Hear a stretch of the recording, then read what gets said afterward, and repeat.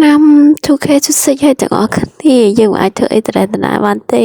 ថ្ងៃនេះជាអាទិត្យដំបូងនៃឆ្នាំ2026ហើយជាអាទិត្យដែលខ្ញុំចេញរកស៊ីថ្ងៃដំបូងតែរកស៊ីនេះគឺមិនទៅណាឆ្ងាយទាំងអស់គ្នាគឺនៅ work street ហ្នឹងឯងបោះអីក៏មានដែរទាំងអស់គ្នាអីដែរខ្ញុំញ៉ាំដំបូងហ្នឹងគឺមឹកអាំង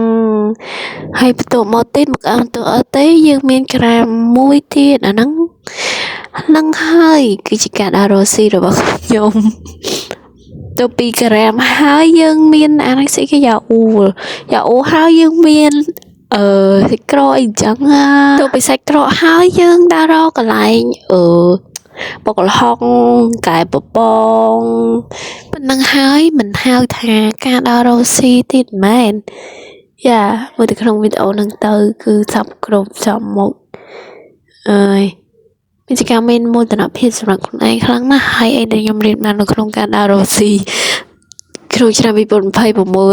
អត្តដំបូងនេះគឺ